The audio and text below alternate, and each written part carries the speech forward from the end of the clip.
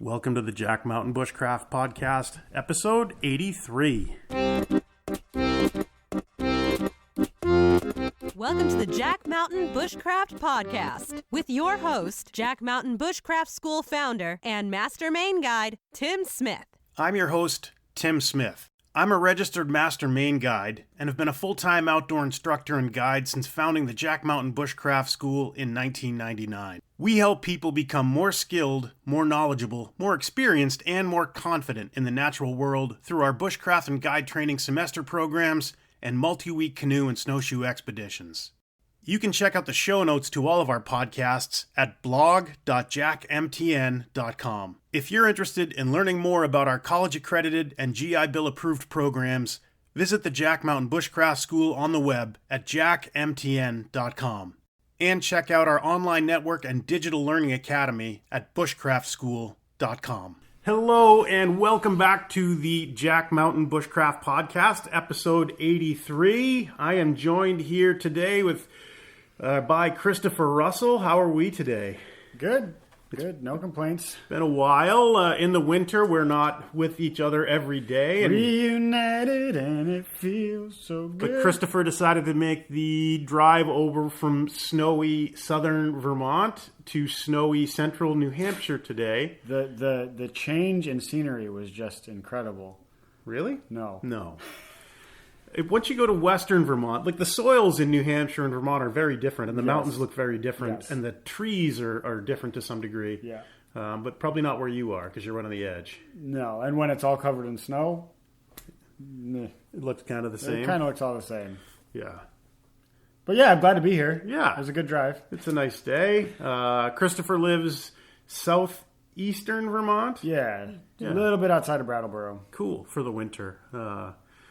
Awesome. And we are just going to talk a little bit about current events today. And when we get through the current events, we're going to talk about college credit and updates to how we offer that through our programs. But first of all, coming events, early March, we've got the Wilderness Paddlers Gathering in Fairleigh, Vermont. I just heard from the folks who are putting that on, Becky Mason, daughter of canoeist and filmmaker Bill Mason, is going to be the keynote speaker. That should be super interesting. And they have another, I cannot remember his name, but he's he's presenting a documentary about the Bill Mason's videographer. So like talking about all that stuff as well, which will be, it'll be cool to see how all those videos we've all watched 1,000 times were made. Yeah, if you're interested in canoeing and of a certain age, Bill Mason, you're probably familiar with his work. Yeah, definitely. Maybe you've seen it 1,000 times, but great videos. They hold up too. They're still fun to watch. They're still interesting. Yeah. But the biggest difference between when they filmed those and now is the shorts that men wear. The legs. The shorts are a lot longer.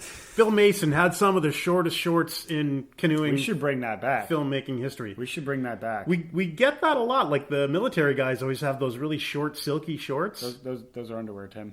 No, they're not. They're I don't believe you. They're what they wear when they do their physical training. Really? Yeah. Huh. Like those super short ones that I know what you're talking about. They literally couldn't be shorter. I think the difference was Bill Mason's were like cut off jeans. Definitely bringing it back this season. We should bring it back. I'm wearing nothing but cut off jeans all semester. Super short. Yeah. Daisy Dukes. Do they call them Daisy Dukes if a man's wearing them? Is there a gender specificity depending on who's wearing them? I have to make a confession right now. I don't remember either of the Duke brothers' names, so I can't finish Bo this and joke. Luke. Bo Dukes. They're Bo Dukes when I wear them. Yeah, I'm more of an Uncle Jesse / Cooter. I want to be Boss Hog. Awesome. Well, off the rails already. That's March 13, 14, 15 in Vermont. Great people that put that on. We always have a lot of fun there. Yeah. There's always beautiful spot. Too. Beautiful spot, great food, great people. Yeah. Always enough shenanigans to make it interesting, and the whole event is short enough where you're not there long enough to be like bad fish in the fridge. Yeah.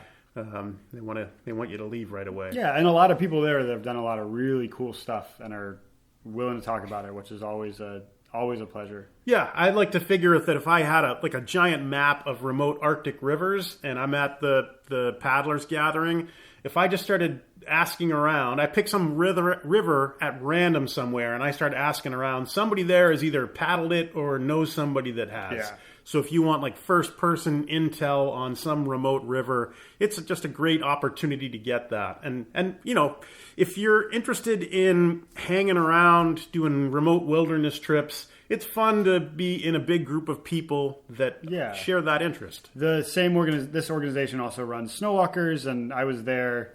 I presented at that as well, and most of the evenings there were a bunch of us sitting around with a bunch of maps laid out on the table, circling stuff and drawing, and having people that had done stuff tell us where put-ins were, and that sort of information is hard to get a hold of. But when you bring it all together, it's awesome to find all these cool trips that you want to go do. That's kind of like what I do at home, but the pages are blank and I'm sitting at the table with crayons and circling random things. Yeah. So, Paddlers Gathering. Yeah. We hope to see you there. I'll be presenting a workshop on rope and knots, how to learn them, how to teach them, what you need to know, and how to go about it. So we've got that going for us. Yeah, which something. Other current news is our programs for 2020 are filling up. I think we've got the spring wilderness guide training semester. We've got our final application today. So not everybody has paid a deposit yet. So those spots are still up for grabs. So the way that we do registration is someone registers and then pays a deposit. And when we have your registration and deposit, that spot is officially yours. So as soon as we get a couple more deposits, we'll be at a wait list for the spring semester. This is the wilderness guide training semester. If you're still interested in participating, shoot us an application. The registration's all online. It takes you about 5 minutes, but usually we have a dropout, late in the game as a result of life getting in the way of people doing what they want to do. So if you're still excited and interested in participating this year, go ahead and register and we'll go from there. Besides the spring course, Cree Trip. Yeah, Cree Trip is just about full. Probably got 1 or 2 spots left. We're going to go up the first week of March and spend a week out on the land with our friends David and Anna Bosom, and it's shaping up to be a really good group so far. A lot of people that are pretty checked out. So if this is something that's new for you, you can get to hang out with a bunch of pretty seasoned people, as well as have this awesome experience out on the land with people that will have forgotten more than we'll ever know about living outdoors. Yeah, an epic adventure. Yeah. Worth going on. Summer programming. We're going to talk about a couple of new twists to summer programs a little later in the podcast, but our general 4 weeks of summer programming this year, the Summer Woodsman, the Advanced Summer Boreal Wilderness Survival course, and the 2-week Riverman course on the Allagash Wilderness Waterway. And if you wanted to combine all those into a 4-week thing, that's called the Summer Combo. But we're about half full with all of those right now. So if you're interested in participating there, don't wait too long because those spots are going kind of quickly. And then brings us to the fall semester course, and we're about half full with the fall semester right now. So again, if you're interested and you want this to be the year, get in touch with us sooner than later. Winter projects. Yeah, we're gonna go back and talk about those in a bit. Winter projects. I've been doing some work at the Southern Vermont Natural History Museum, which is on this beautiful place called Hogback Mountain in Southern Vermont, and they are a sort of similar to the Libby Museum that Tim talks about a lot, where here in New Hampshire, where there's a bunch of sort of natural history, I guess you would call them artifacts and taxidermies and stuff like that. But it's a collection of one man's sort of taxidermied birds that he captured that slowly grew into this rehab center for native birds in southern Vermont. And it's a cool thing to get to interact with them face to face. We do a lot of sort of ecology education on the semesters, but having the bird on the glove while you're talking to somebody about the bird is a cool experience for the person that is learning about that bird, to be able to see it. And when you say that you can read a screech owl's sort of his mood based on the ear tufts of his feathers, and then they get to see this thing kind of bob around and put its ears, I know they're not really ears, but ears up and down. And it's a cool thing, especially for younger people, to get to be that close to something. I'm a huge fan of small natural history museums located around, not to be confused with the Portland, Maine Cryptozoology Museum, where I was yesterday with my son. Did you guys catch him? Bigfoot, You caught him? Littlefoot, all the other feet. Coelacanth? Yeah, coelacanth. It was a really interesting spot, but we'll talk about that later, maybe. Maybe another podcast. That's one for another day. That seems like it deserves its own podcast. So Christopher is there working in southern Vermont. I am running a big slate of programs here at the Folk School in Wolfboro, New Hampshire. A lot of those are starting to fill up. Not 100% full yet. If you're interested in getting out for a day on snowshoes or just getting out for a bit, look us up. You can access all of those programs on our master calendar from any of our websites. Other winter projects, what you've been making? What have you been making? I just finished.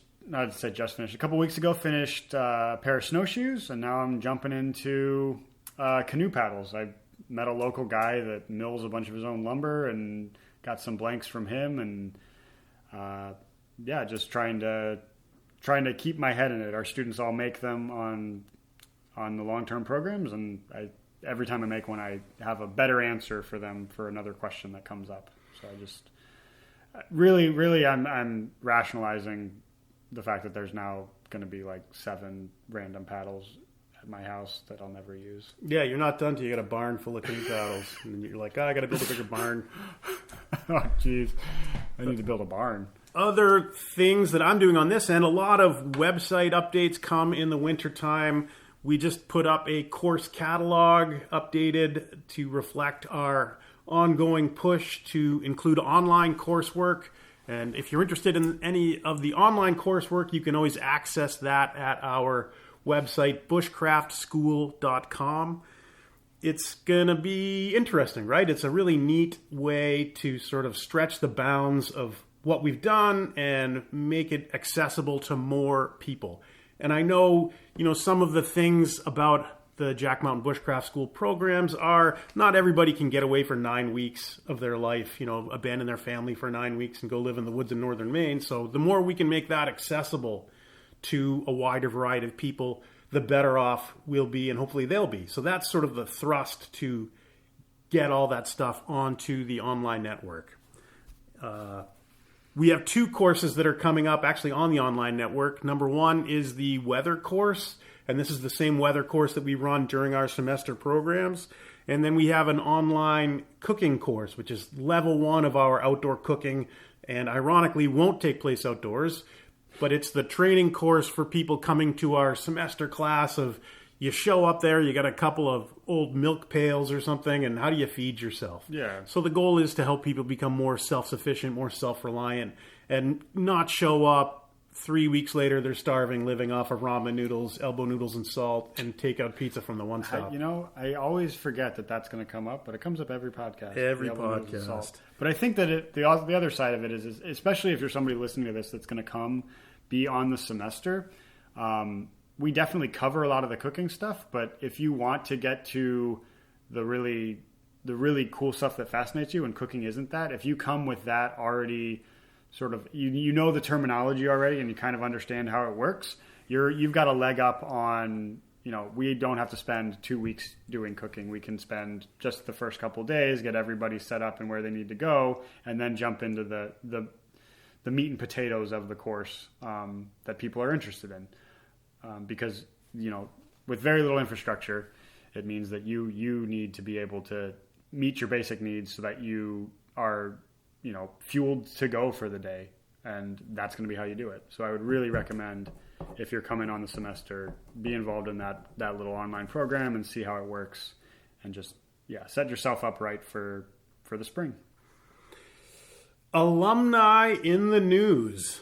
I have recently been in touch with our alumnus and good friend Ryan Holt, sometimes goes by his Appalachian thru-hiker trail name of Yukon, and he is going to be on television again for the 4th time on the TV show Naked and Afraid, Sunday, January 26th from 8 to 11 p.m. Guy's getting 3 hours of primetime Discovery Channel stuff about him. But he is on the Naked and Afraid solo show, where usually they take a couple of people out or a handful of people and maroon them somewhere, and they got to get along together. So they're trying a new angle this year where they drop people off solo. Just spoke with him. He said that this was his best performance so far. So I think when you eliminate the human drama from some of those interactions, then people can focus more on the fun and just the excitement of living out and living a little rough. Absolutely. So you can follow along this weekend. I think after that, it'll be on the usual suspects of online media. I think you can purchase it at Amazon or something like that after the fact. So check out Ryan Holt, Sunday the 26th. I'm going to go see it for sure. We don't have cable TV, so I'll go to town and figure out a way to make that happen. Berate somebody at a bar until they turn it on. Yeah, which hasn't worked well for me in the past. Yes. Memories. So, new programs for 2020. So as far as new courses go, we have the Wilderness Canoe Expedition semester coming up. It's sort of a new iteration in that we're aiming it more towards a younger audience. So that age group is everywhere from 15 to 18. And the big sort of news with it is that it means that high schoolers that are juniors or seniors can get high school credit before they actually start college. So this is a great way to, if you're aiming to go to college and want to get a leg up on it, you can go into college with a few credits under your belt by coming and learning about how to live outdoors and spending 2 weeks on trail in a canoe. But the program is 4 weeks. Yeah, the program is 4 weeks. 2 weeks at the field school. Correct. On skills, and then 2 weeks on the trail. Yeah, so the idea being that you get 2 weeks of using these things every day in a relatively controlled environment, which is our field school and campus, and then go out and take it into the field and see that it.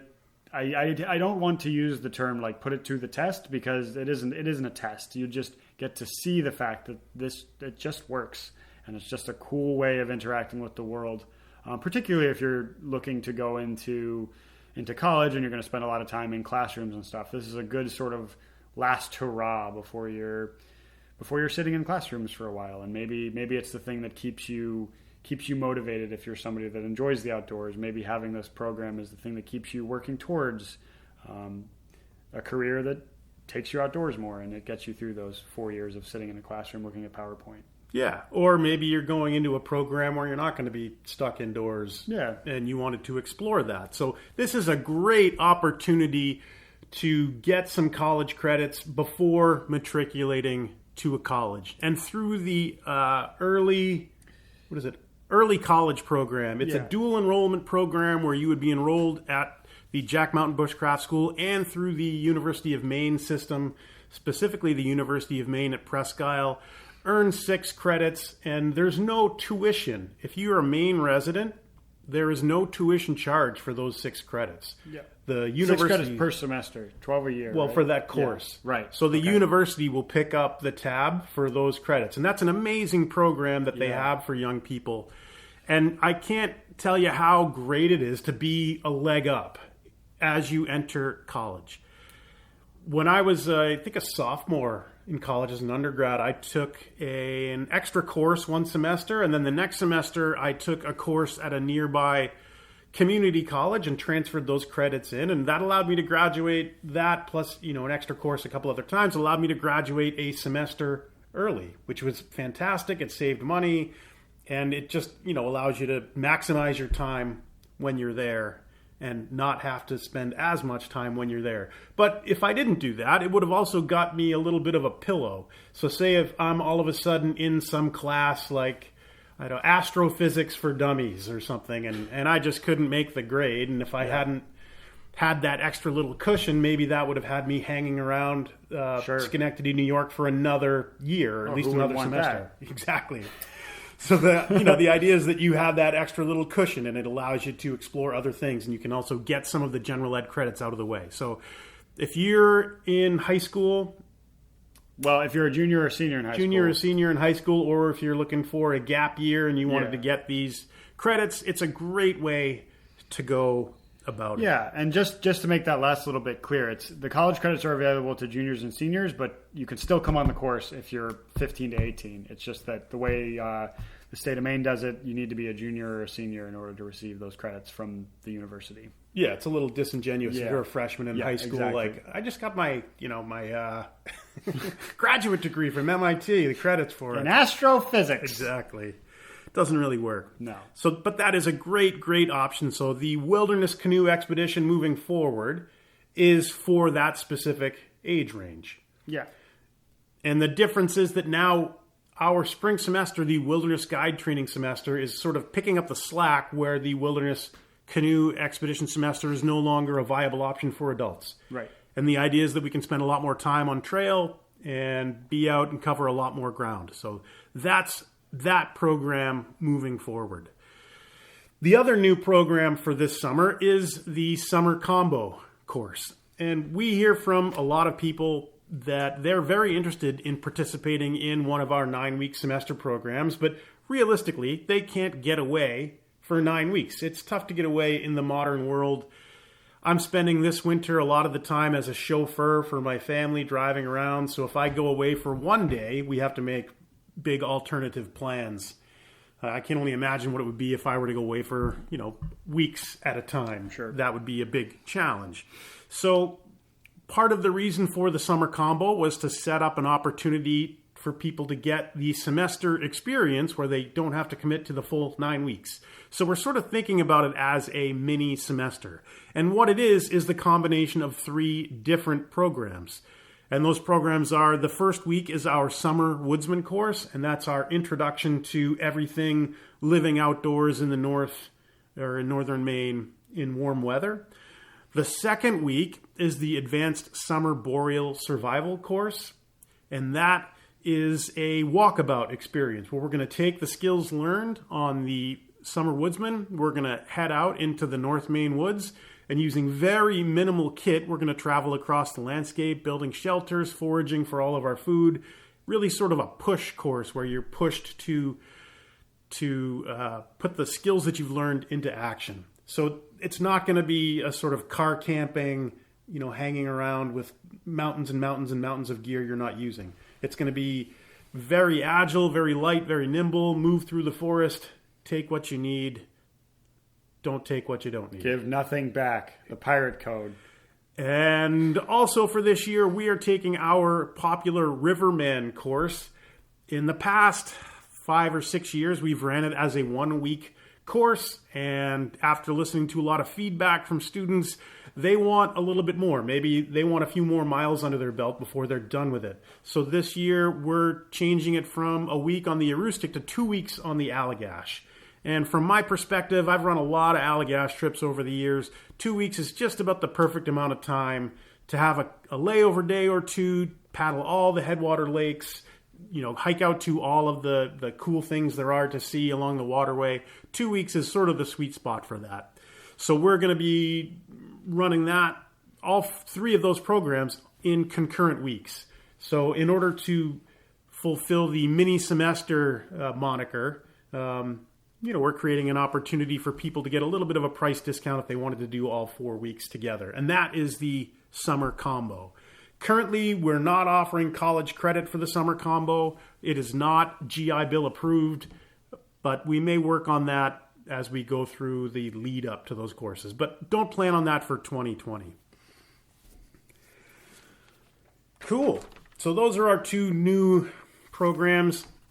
I may be releasing one other new program to take place right before the fall semester starts, and that would be a working title is the End of the World course, but it's sort of a sustainability week with a lot of foraging. At the field school that time of year, everything is bounteous. There's tons of wild foods available, and we've never had a standalone course, although we've had requests for one where people could come out and really immerse themselves into plant ID and processing and use for food for a week. We also get a lot of requests from people who want to come out and learn our camp systems. So how to live off-grid, off-pipe with grace and enjoy it. So there would be room there for, learning about the humanure system, food, water, sanitation, tools, maintenance, heating, shelters, fires, cooking, all those things where there's no sort of survival aspect to it. Yeah, it's about building a life on the land rather than carving one out. Yeah, and probably going to release that in the next couple of weeks or so you can stay tuned for that. So finally, we're into the meat and potatoes of this thing. And we just wanted to talk about the college credit. We've had some updates, I think, since we've addressed this. Yeah. So for students who are interested in receiving college credit for our programs, number one would be for the younger students that we've talked about. If you're a high school student in Maine, you can come out and get college credit for the summer program, and that would allow you to participate without having to miss tons of school. Yeah. If you're a high school junior or senior, you're probably not going to get time off to come out to our regular semester program. And we have different age requirements for those anyway. In order to participate in the semester courses with us, you have to be a minimum of 18 years old. Right. And it's not to say that someone who's younger than 18 couldn't pull it off and couldn't be very successful at it, but it's big kid rules. We're not out policing the grounds at night. We're not, making sure that people are not up to anything no good. We figure that if people are coming out, that they can police themselves at the end of the day. And that's why we have the minimum of 18 on those programs. So there's option one. Option two is that you can get just direct college credit and have that transferred back to your home university. We have two articulation. We have two articulation agreements. One with Western State Colorado University, and we've had that with them for over a decade now. They've been a great academic partner for us, and a lot of people have been able to take advantage of getting credits through them. And we also have an articulation agreement with the University of Maine, specifically the University of Maine branch at Presque Isle, our local branch. And you can participate in our program, get credits through either of those universities. And the credits are a little bit different, so one may fit your degree program better than the other, and I would say to research that. But then you just transfer them back to your home university, and they go into your transcript.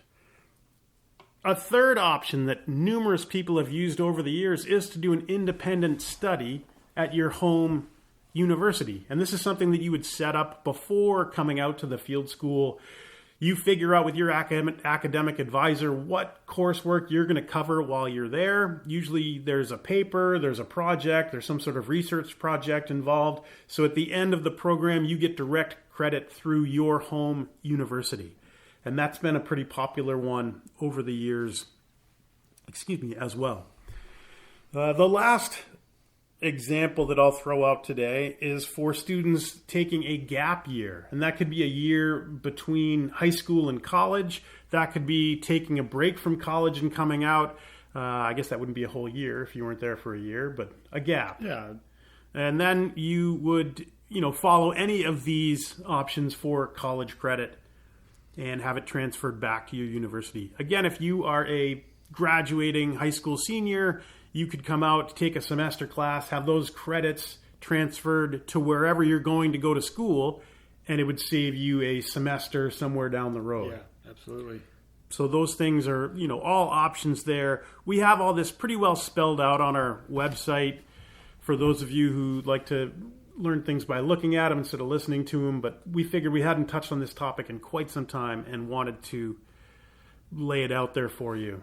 At least maybe get the creative juices flowing so you could go do more research. But we are very college friendly. We believe in the academic nature of what we do, and it's definitely academic. And it definitely takes me back to the early days of the Jack Mountain Bushcraft School.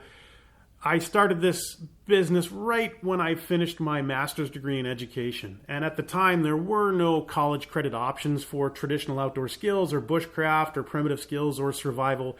And my goal in those early days was to make what we were teaching a legitimate like college endeavor. So to get some respect from the university community.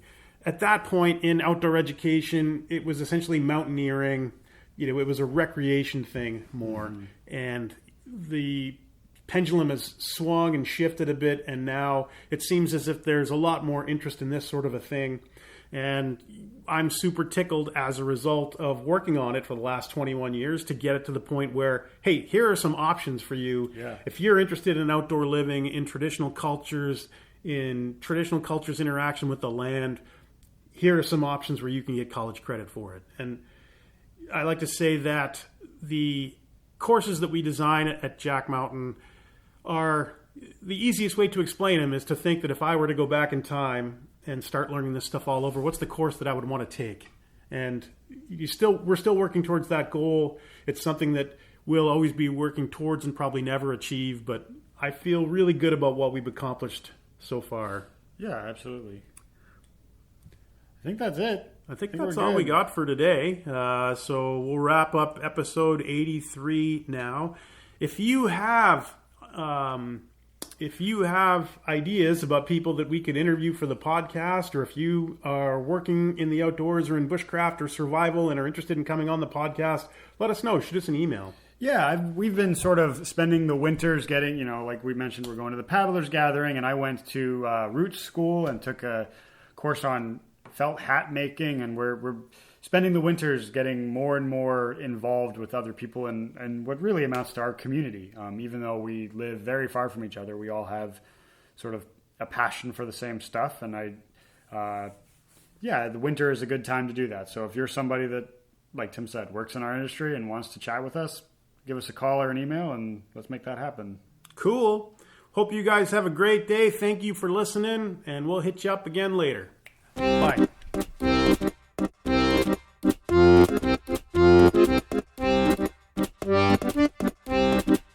You have been listening to the Jack Mountain Bushcraft Podcast. For more information on our professional wilderness guide training programs that are college accredited and GI Bill approved, visit us on the web at jackmtn.com.